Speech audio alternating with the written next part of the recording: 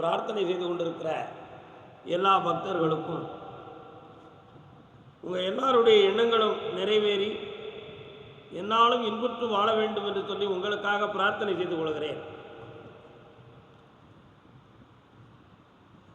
நேற்றைய தினம் நாம் ஸ்ரீ ஐயப்ப சுவாமியுடைய விரதத்தின் மகிமைகளை பற்றியும் விரதம் இருப்பவர்கள் எப்படி நடந்து கொள்ள வேண்டும் என்ற பல்வேறு விளக்கங்களை பற்றியும் நிறை குறைகளை பற்றியும் நம்ம நிறைய பேசியிருக்கிறோம்.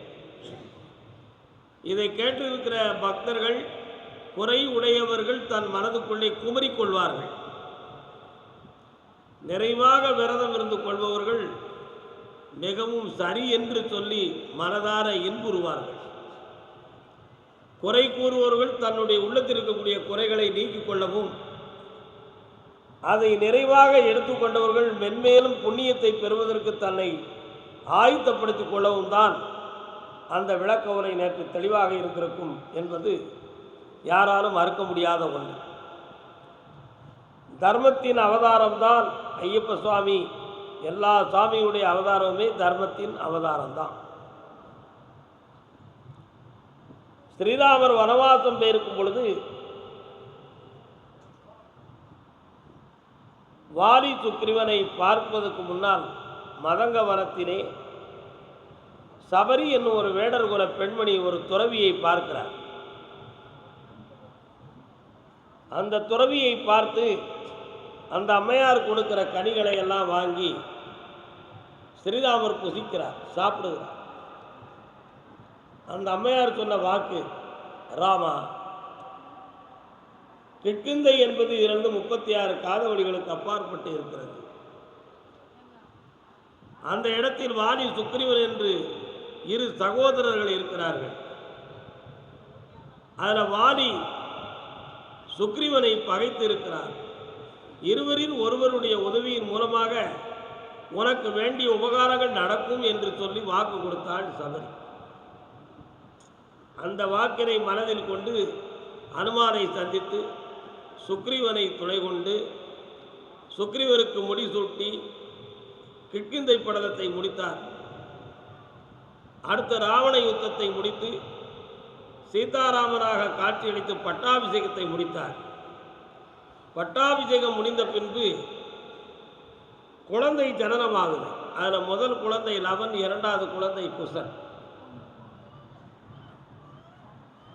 அந்த ஸ்ரீராமனுடைய முக்திக்கு பிறகு லவன் குசனில் லவன் என்பவர்தான் சிவனுடைய விருப்பத்தின்படி, மகாவிஷ்ணுவனுடைய விருப்பத்தின்படி தர்ம சாஸ்தாவாக வந்து இந்த பூவுலகத்தில் அவதாரம் செய்தார். லவன். அவருடைய தம்பி குசன் எப்பொழுதும் கர்ப்பசாமி என்னும் சொரூபத்தோடவே உலகில் இருப்பதாகவே வரத்தை பெற்றார். அப்பொழுது லவனுடைய உத்தரவு பாசத்தின் மிகுதியால், நான் இந்த உலகில் எந்த அவதாரம் எடுத்து எந்த இடத்தில் இருந்தாலும் எனக்கு முன் துணைவனாக நீயே முதலில் இருப்பாய் என்று சொல்லி தன்னுடைய சகோதரனுக்கு கொடுத்த வரத்தின்படி இன்னைக்கு தர்மசாஸ்திர ஆலயத்தில் முதல் இடத்துல கருப்பசாமி தம்பியாக இருப்பார்.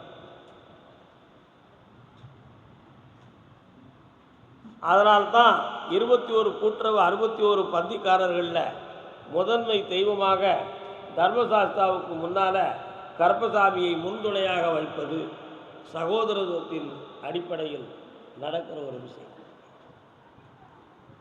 இந்த தர்மசாஸ்தா என்னும் ஒரு அவதாரத்தில் 2 மனைவிகளை பெற்றவர்.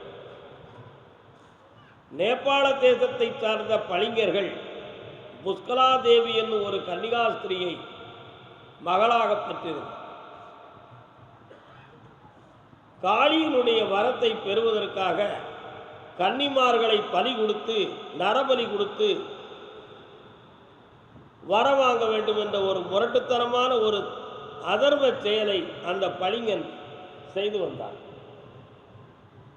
அந்த கன்னிகளை எல்லாம் காக்க வேண்டும் என்பதற்காக தர்மசாஸ்தா சென்று அந்த பளிங்கனை அழித்து அங்கிருக்கும் கன்னிமார்களை காத்து தென் திசை நோக்கி கூட்டி வந்தார்.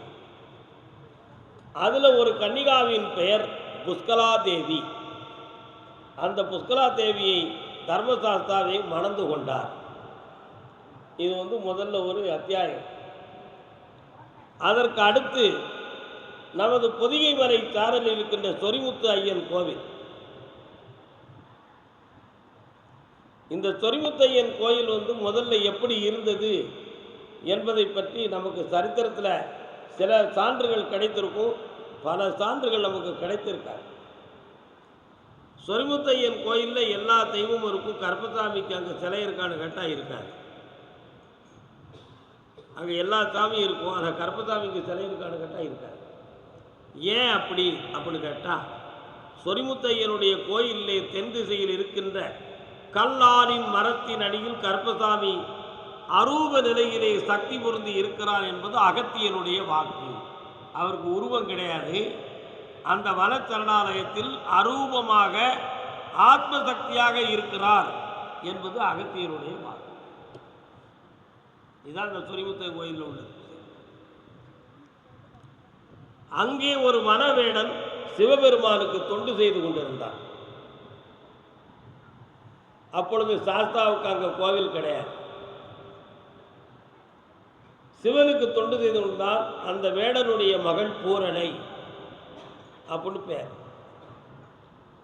அப்பொழுது அவன் சிவனிடம் கேட்டுக்கொண்ட வரம் என்னன்னா, நான் செய்கிற சிவத்தொண்டை யார் ஒருவர் உனக்கு செய்து முக்தியடைய நினைக்கிறார்களோ அவர்களுக்கு என் மகளை நான் மணமுடித்து கொடுப்பேன். அப்பேற்பட்ட ஒரு அவதார புருஷனை நீ எனக்கு காட்ட வேண்டும் என்பது அந்த வேடன் சிவபெருமானிடம் கேட்டுக்கொண்ட வரம். அந்த வரத்தின்படி 9 நாளுக்கு முன்னால் இரவிலே சிவபெருமான் அசரீதியாக ஒலித்து, ஏற்கனவே தர்மசாஸ்தாவாக அவதாரம் செய்த ஒருவன் வடதேசத்தில் புஷ்கலா தேவியை மணந்து தென் திசை நோக்கி வந்து கொண்டிருக்கிறான், தவநிலையை நாடி வந்து கொண்டிருக்கிறான் என்னை அடைவதற்காக. அப்படி இருக்கிற பொழுது உன்னுடைய தவத்தையும் பூஜை புனஸ்காரங்களையும் அவன் எனக்கு பூஜித்து சரீரமுக்தி அடைவான். அப்பேற்பட்ட உத்தம புருஷனுக்கு உன் மகளை நீ மணமுடித்து கொடுப்பாயாக என்று சிவபெருமான் அந்த வேடனுக்கு அசரீரியாக சொன்னார். அந்த அசரீரி வாக்கின்படி 9 நாட்கள் கழித்து தர்மசாஸ்தா தென் திசை நோக்கி தாமிரபரணி தோன்றுகிற அற்புதமான அந்த ஆற்றின் கரையினரே தன்னுடைய அஸ்வம்னா குதிரையை நிப்பாட்டி புஷ்கலா தேவியும் அவருமாக இறங்கி இருந்து வனத்தை பார்த்து கொண்டு தன் தனையனோடு உரையாடி கொண்டிருந்தார்கள். அந்த நேரத்தில் சிவாய நம என்ற ஒரு திருநாமத்தை செவியில் கேட்டார் தர்மசாஸ்தா. சிவாய நம என்னும் திருநாமத்தை ஒலியை கேட்ட தர்மசாஸ்தா இந்த சப்தம் எங்கிருந்து வருகிறது என்று தேடி சென்றார். அப்படி பார்க்கும் பொழுது ஆற்றின் அடிவாரத்தின் எல்லையிலே ஒரு அற்புதமான சிவலிங்கத்தில் புஷ்ப பரிமளங்களை எல்லாம் பாரிஜாத மலர்கள் முதல் வில்வங்கள் முதல் அர்ச்சனை செய்து கொண்டு ஒரே திருநாமத்தை மட்டுமே சொல்லிக் கொண்டு பூஜித்து கொண்டிருந்தார். தர்மசாஸ்தா பக்கத்தில் போன உடனேயே அந்த பூஜை செய்து கொண்ட வேடர் எரிந்தித்து, நீதானப்பா அந்த அவதார புருஷன் தர்மசாஸ்தான்னு கேட்டார். அப்பொழுது ஒரே திருநாமம் சிவாய நம என்று தர்மசாஸ்தாவும் கூறினார். நல்லா புரிந்து கொள்ளணும். அப்படி கூறிய திருநாமத்தை கண்டு, நீதான் எனக்கு சிவன் அணைத்து விட்ட ஆள், நீ என்னுடைய பூஜையை இங்கு தொடர்ந்து கொள்வாயாக என்று கேட்டு தன்னுடைய மகளாகிய பூரணாதேவியை திருமணம் முடித்து கொடுத்தார். ஆக தர்மசாஸ்தாவுக்கு பூவுலகிலே 2 மனைவி, பூரணை புஷ்கலா சமேதராக தர்மசாஸ்தா இந்த உலகில் காட்சி. ஆனால் அதே தர்மசாஸ்தா சிவபெருமானுக்கு அங்கேயே இருந்து பூஜை செய்து அந்த வேடர் வனத்திலே போய் சமாதியாக இந்த தர்மசாஸ்தா சிவபெருமானை அங்கிருந்து தவம் செய்து பூஜித்து அங்கேயே அவர் அர்த்தலமாகிறார். ஆகையினால்தான் அந்த சொரிமுத்தையன் கோயிலில் இன்றைக்கி தர்மசாஸ்தாவை நம்ம போய் புனிதமாக வணங்குவதும், அவருக்கு சிவனுக்கு பூஜை செய்த மாபெரும் பாக்கியத்தில் பக்தர்களுக்கு அருள் பாலிப்பதுமாக இருக்கிற ஒரு காட்சியோடு இருக்கிறது. அதுதான். அப்போ அந்த தர்மசாஸ்தா அடுத்து எப்படி ஐயப்பனாக அவதரித்தார் என்பதுதான் அங்கே உள்ள முக்கிய விஷயமே. நல்ல புரிந்து கொள்வது. அது பூரணாதேவியுடைய தந்தை வேடன், அப்பொழுது நமது பகுதிகள் எல்லாமே கேரளத்தை எல்லாம் ஒரே நாடாகத்தான் இருக்கிறது. அப்பொழுது வேதங்கள் இல்லை. அவர் போய் ஒரு அநாதை ஏழை வேடர் குலத்திலே ஒரு குழந்தையாக பிறந்து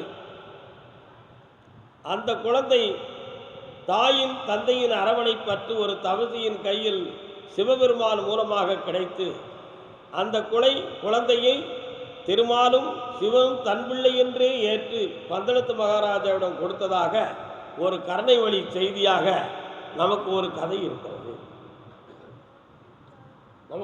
இருக்கிறது.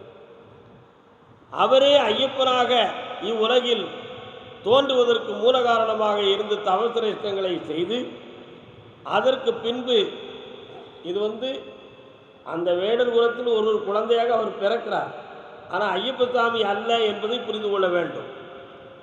இந்த தர்மசாஸ்தா சிவனுடைய கட்டளையை வைத்து அடுத்த அவதாரம் உனக்கு ஐயப்பனுடைய அவதாரமாக நீ பிறப்பாய் என்று சொல்லி தர்மசாஸ்தா மறுபடி ஐயப்பனாக தோன்றியதுதான்.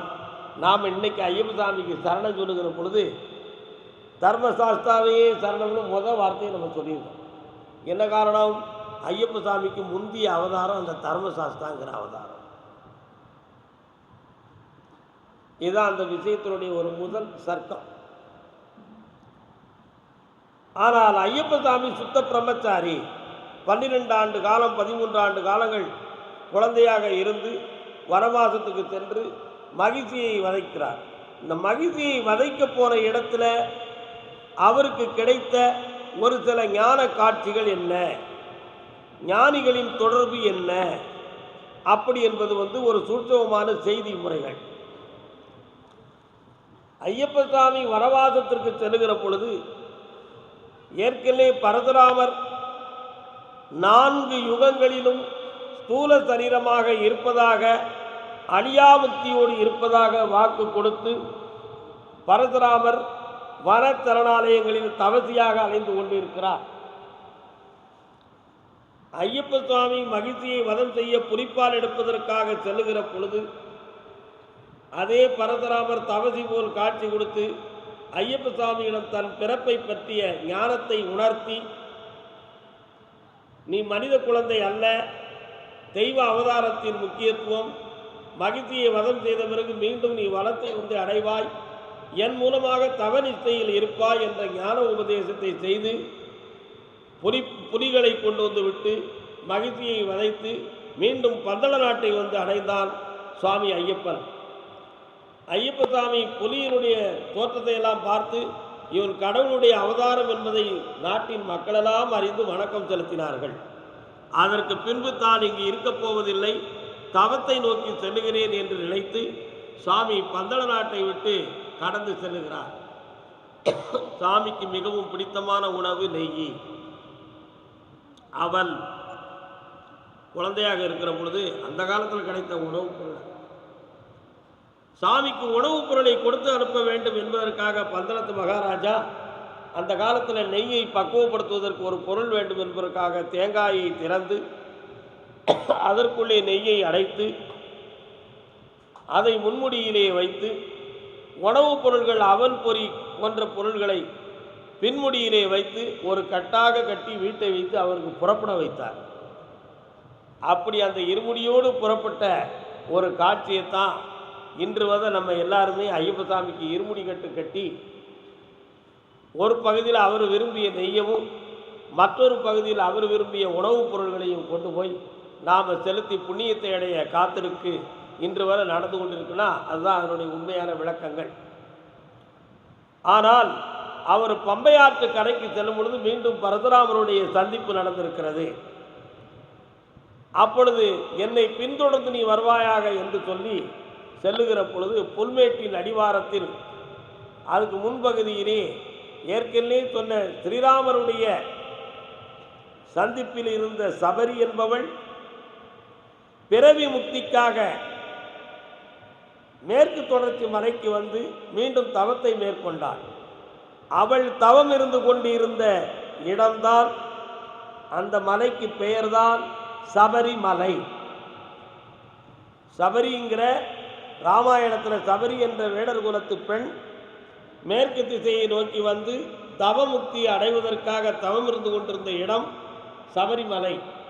அவள் இருந்தனால தான் சுவாமி பரசுராமனுடைய சொல்லை கேட்டு அந்த சபரி இருக்கின்ற தவநிச்சையும் நமஸ்காரம் செய்து அதை தாண்டி அவர் அந்த சபரிமலை அந்த மலை இப்போ இருக்கிற சபரிமலை பக்கத்தில் போகும்பொழுது என்ன நடந்தது என்றார். பழங்காலத்தில் முன்னோர்கள் அரச பாரம்பரியத்தில் தர்மசாஸ்தாவை அந்த இடத்தில் வைத்து வழிபட்டு கொண்டு இருந்திருக்கிறார்கள். இன்றைக்கும் நம்ம தர்மசாஸ்தாவை காட்டு கோயிலில் தான் வச்சு கும்பிடுவோம். சாஸ்தா கோயில் எல்லாமே எங்கே இருக்கும்?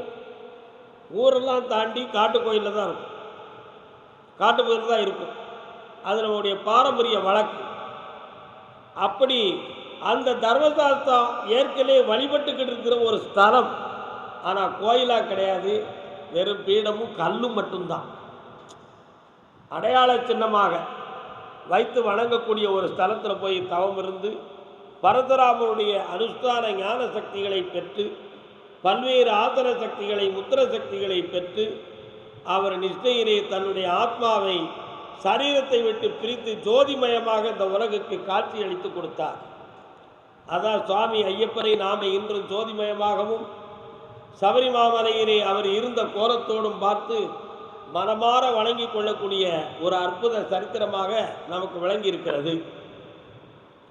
இப்பேற்பட்ட தவத்தை கொண்ட பெருமானை வணங்குவதற்கு இந்த மனிதர்கள் தன் மனதை அடக்கி உணர்வை அடக்கி உள்ளத்தை சீர்திருத்தி தெளிந்த நோக்கத்தில் ஒழுக்கங்களை உயர்வாக உயிர் மூச்சாக கருதி அந்த வனவாசம் சென்று அந்த சுவாமியுடைய பெரும் கருணையை பெற திருவடிகளை நோக்கி சென்று வந்தால் தன்னுடைய வாழ்வில் மாபெரும் திருப்பம் நடக்கும் என்பதற்காகத்தான் ஒழுக்கம் மிகுந்த ஒரு விரதத்தையும் அடக்கம் மிகுந்த மனதையும் பேதமில்லாத தெளிவுற்ற மனசாட்சியமும் பக்குவப்படுத்தி வணங்குவதுதான் ஐயப்ப சுவாமியினுடைய விரதத்தின் மகிமையும் ஐயப்ப சுவாமியுடைய பேரருளை பெறுகின்ற ஒரு மகாத்துவமான வழியும் என்பதுதான் இந்த வழிமுறைகளினுடைய தத்துவமாகும்.